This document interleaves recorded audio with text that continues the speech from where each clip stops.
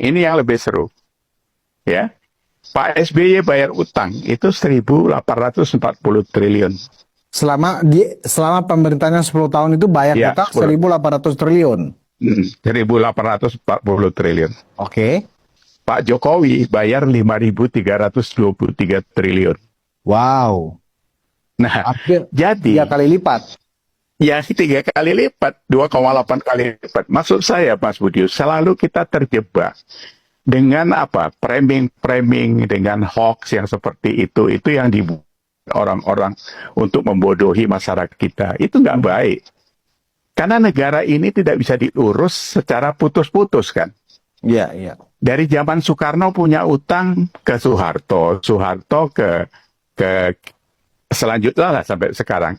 Emang bisa dibilang, oh utangnya Soeharto suruh Soeharto aja yang bayar gitu, bisa gitu. Ya kan? Oh yang makan kita semua juga gitu kan. Nah, ini yang saya pikir dialektika berpolitiknya kita itu kacau. Kacau banget. Ini kalau nggak diperbaiki, ini justru yang berbahaya. Jadi ya, saya teruskan yang tadi lagi ya. Oke. Jalan negara, revitalisasi. Pak SBY membangun 11.350. Dia lebih banyak bangun jalan. Ini sama revitalisasi ya. Revitalisasi itu jalan yang sudah ada itu bisa didesarkan atau bisa ditimpa dan sebagainya. Pak Jokowi itu membangun 10.700 kilometer. Tapi tolnya 2.700, dia lebih banyak daripada Pak SBY. Pak SBY bangun tol 350 km, Pak Jokowi 2.700. Ya. Jadi unda-undi saja dia. Bendungan. Pak SBY bangun bendungan 7, yang 18 itu bahasa yang dulu kita pakai itu mangkrak. Itu diteruskan Pak Jokowi, ditambah lagi 56. Jadi Pak Jokowi itu bendungan itu 60-an lebih kan.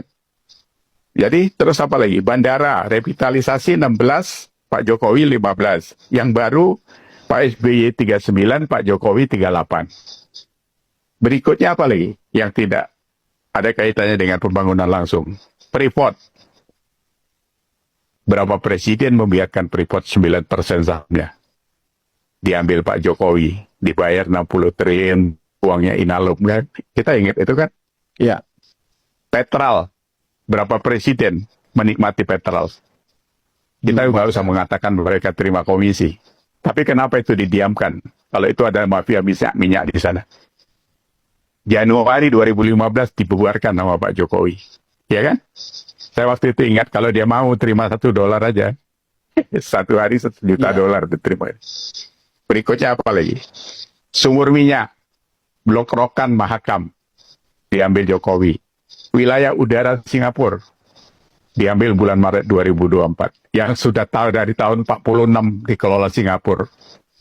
Jadi kita mau ke Riau, presiden lapor dulu sama Singapura gitu kan. Apalagi kunjungan ke Papua. Semua presiden cuma sekali kunjungan. Jokowi 18 kali. Jadi kalau kita compare benchmark, kan harus ada data gitu. Jadi kalau tidak ya kita ribut yang seperti sekarang ini, Mas Budius. Kesimpulan Ya, Pak Iyas dari indikator makro antara 10 tahun SBY dengan 10 tahun Pak Jokowi tadi ditambah dengan misalnya infrastruktur dan kemudian ada juga penekanan kepada perhatian yang sangat khusus kepada Papua ya.